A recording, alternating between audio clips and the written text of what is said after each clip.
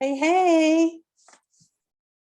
I'm Good Pronger morning. Faulkner. I'm here today with Andrea Orem to talk about our collaboration book called Absolute Will, released last month in October 2021. Thank you for being here, Andrea. Good morning. Good morning. So the idea for this collaboration came to me earlier this year as I was actually still working on my first book, and I kept allowing myself to get distracted with other things on my to-do list. You know how that goes. One of which was trying to come up with a fundraising idea for a project that my fiance Mike and I want to do in Nicaragua. And eventually the urge to create an inspirational collaboration got so strong that I knew I needed to turn this concept into a reality. I really wanted women from around the world, and I wanted it to be really inspirational and have women from as many countries as possible, just to make this a global effort of inspiring others. And I wanted every story to have a health and willpower aspect to it, kind of a multi-layer thing. So when the idea hit me that a book collaboration would be a great way to fundraise, the book quickly became my #1 priority to make it happen by the end of this year. And we did have some crazy timelines, right? All of the profits from the author entry fees and the sales through the first month of our launch are going towards Mike and I building a house for a family in Nicaragua who doesn't have one of their own. I am so thrilled that we have 21 authors in this book, me, Andrea, and 19 other amazing women from 7 countries around the world. Our authors are from Canada, the United Kingdom, the United Arab Emirates, the United States, Australia, South Africa, and Bulgaria, each sharing our personal, vulnerable, insightful, true stories of willpower when facing emotional and mental health crises, physical injuries, and disease. We did not do this through a traditional publishing house. This book is self-published. It was a grassroots effort, which makes what we've done with it so far all the more incredible.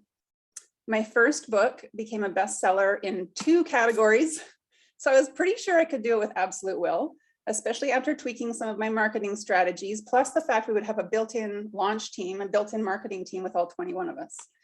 What I didn't expect was that we would hit #1 bestseller in 8 categories across 3 countries, Canada, the US, and Australia, making us all international best-selling authors, and that we would hit #1 new release in 26 categories so far across 4 countries, Canada, the US, Australia, and the UK. And this is just in the first 3.5 weeks after launching.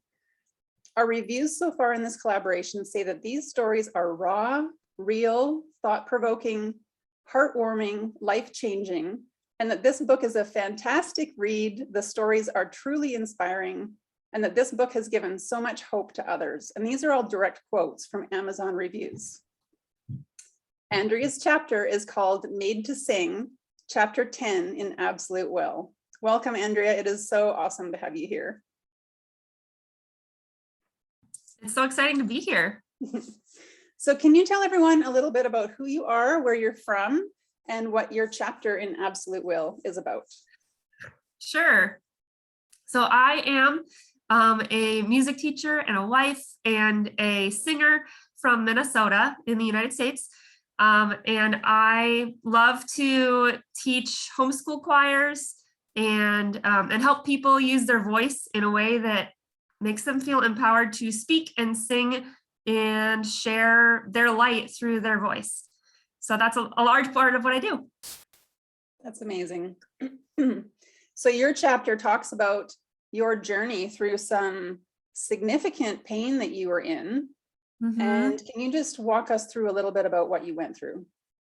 Sure. So my chapter walks through my journey during college of going through daily chronic jaw pain, but yet still trying to study voice and sing every day, and how challenging that was, and how I kind of a couple times, 2 or 3 times, came to some crossroads of trying to say, can I keep doing this? Like, am I like, because I started experiencing the jaw issues my freshman year. So I still had 4 years out of me of like trying to figure out, can I keep doing this?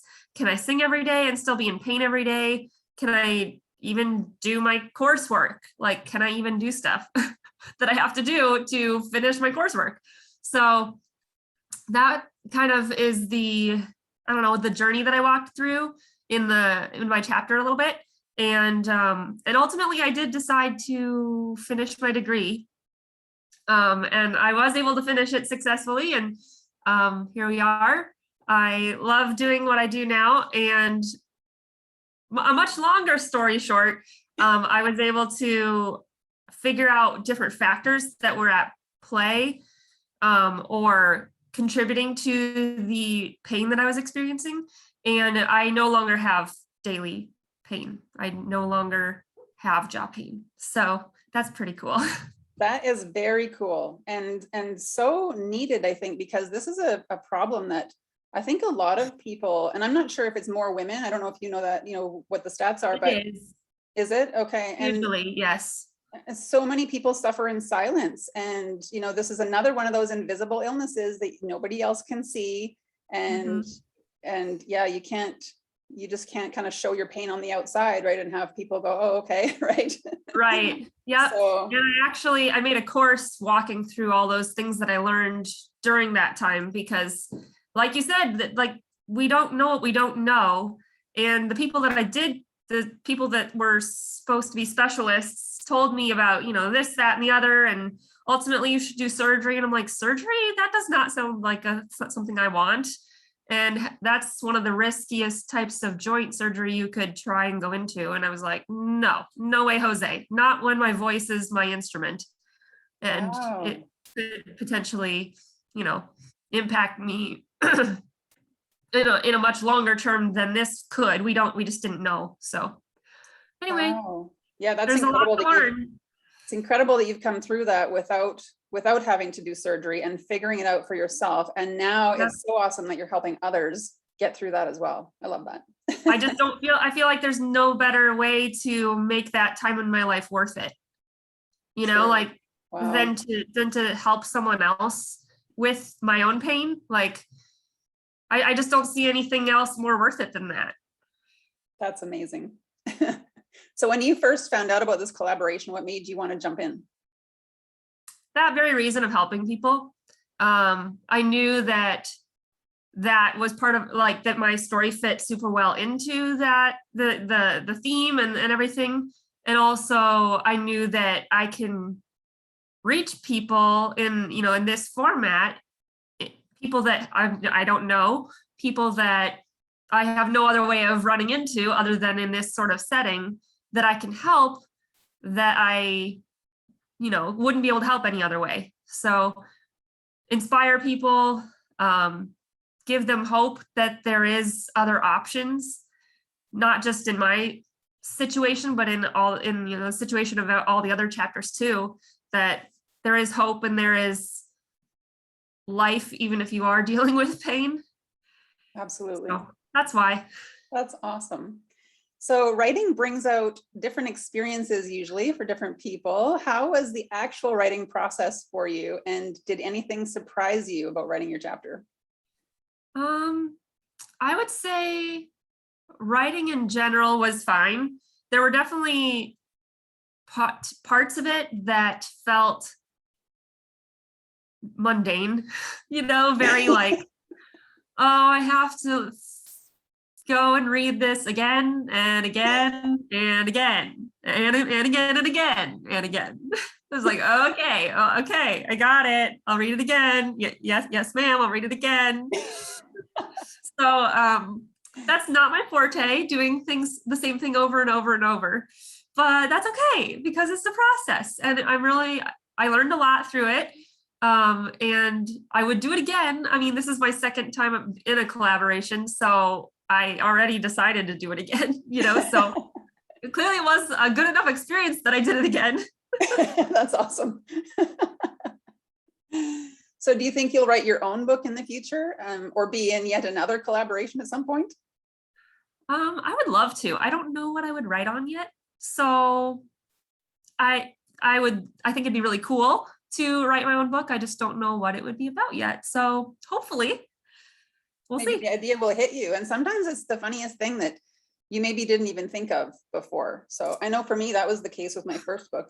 A year ago, or just maybe a year and a half ago, I had never even considered writing about my health journey. And here we are with, all this. And then I wouldn't have actually done the collaboration had I not done my first book. So it's interesting. Once you get going, you start getting all kinds of other ideas as well. So you never know what'll hit you.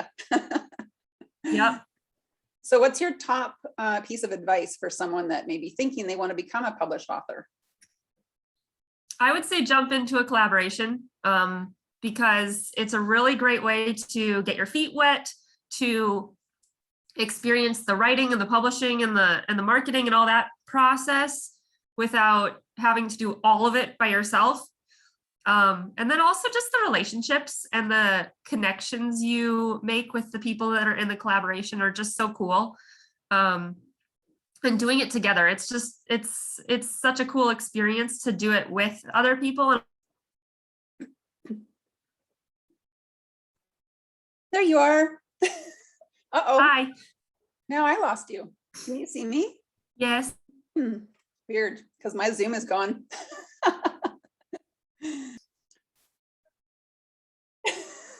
I don't know how this is going to turn out. Oh, we shall see. Can you hear me okay now and see me?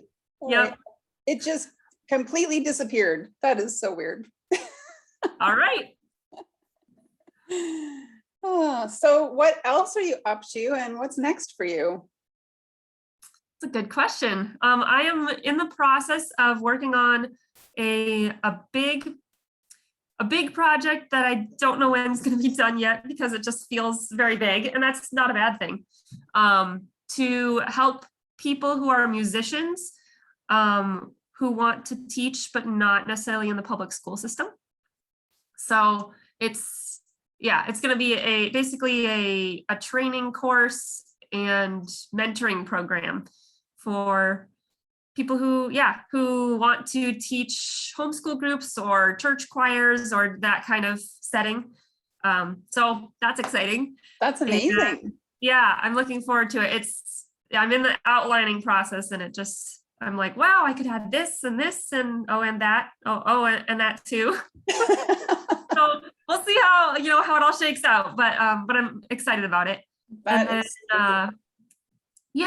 And I mean, as far as fun things, I am teaching my dog how to use these buttons to say stuff. I have been watching the progress of this online. I am so intrigued.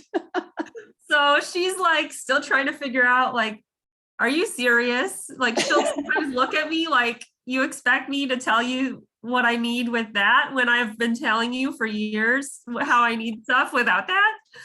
So I think she'll like it once there's things that she can't really communicate with me any other way, but she's liking it, I think. She's doing pretty good from the videos you've posted. And you foster therapy dogs, is that right? Or you train them? Yeah, we puppy raise service dogs in training. So there's a organization about 10-15 minutes from us who raise service dog, or their service dog organization. And so we take dogs anywhere from a couple days to like a year. Wow. And it's really cool. It's been such a blessing to be volunteers for Can Do Canines. And so we had a dog in beginning of October. We had our last dog in the beginning of October, and we haven't had one since, but who knows? Another one coming soon. Well, that's awesome. And I do want to keep watching Aries' progress with the buttons. That's very cool. Me too. All right. So if you've enjoyed getting to know more about Andrea and want to connect with her, you can do that through her website, andreaorem.com. Andrea, thank you so much for being in this collaboration and for your time today and for your patience with the bloopers. We'll see how this recording turns out. Your journey through jaw pain is not unusual, yet you're reaching so many other people with how you're sharing about it and what you've done to get through it. I'm so honored that you chose to share your story in absolute will. Well, I'm honored to be a part of it too. Thank you.